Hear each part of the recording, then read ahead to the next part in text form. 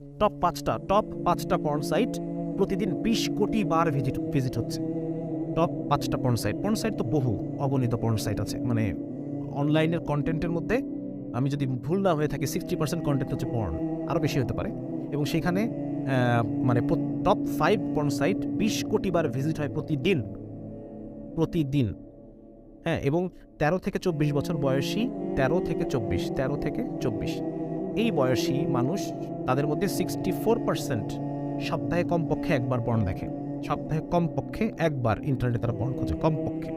হ্যাঁ, মানে এই যে এত বড় একটা ইন্ডাস্ট্রি চলছে, এটা তো মানে যেমন যে সে কথা না। তো এটাকে সুতরাং এখনকার যে মানে আমরা যারা ডাক্তার আমরা বলছি যে হস্তমৈথুনটা নর্মাল, কারণ এই হস্তমৈথুনটাকে অ্যাবনর্মাল।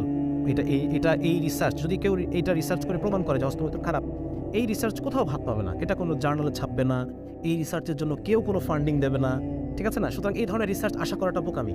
বরং মানে এটা আমাদেরকে বুঝতে হবে যে আসলে মূল ষড়যন্ত্রটা কোথায়। হ্যাঁ, এটাকে কনস্পিরেসি থিওরি বলতে পারেন, এটাকে ক্যাপিটালিজম কোনো কনস্পিরেসি থিওরি না। ক্যাপিটালিজম এটা একটা বাস্তব সত্য, এবং 60-এর দশকের পরবর্তী সময়ে যে রাইজ অফ ক্যাপিটালিজম, হ্যাঁ, এটা এবং লিবারাল অর্থনীতি, লিবারাল ইথিক্স, এটা যেটা রাইজ, এটা একাডেমিতে খুব মশহুর। সুতরাং এগুলোকে ক্যাপিটালিজম বলে উড়াই দেওয়া এটা ইম্পসিবল।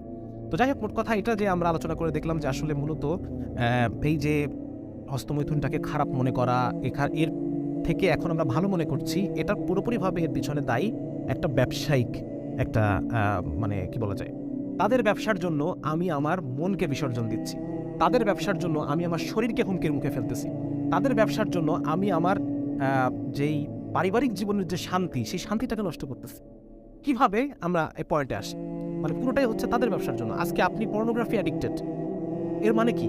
এর মানে হচ্ছে আপনি আপনার উপর দিয়ে তারা ব্যবসা করতেছে, আপনার উপর দিয়ে আপনাকে একটা গিনিপিগ হিসেবে তারা ব্যবহার করতেছে, এবং আপনাকে তারা ইউজ করতেছে।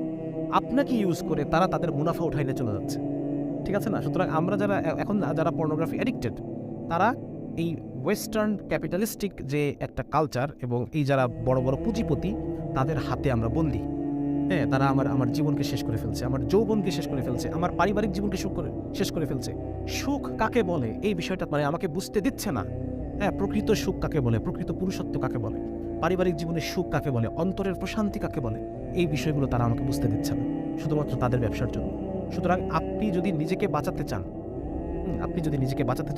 আপনাকে এর বিরুদ্ধে রুখে দাঁড়াতে হবে। কিভাবে রুখে দাঁড়াবো আমরা, এটা নিয়ে আমি একটু আলোচনা করছি। তার আগে আমি একটু আপনাদেরকে দেখাইনি যে কিভাবে তারা আমাদের সব কিছুকে শেষ করে দিচ্ছে।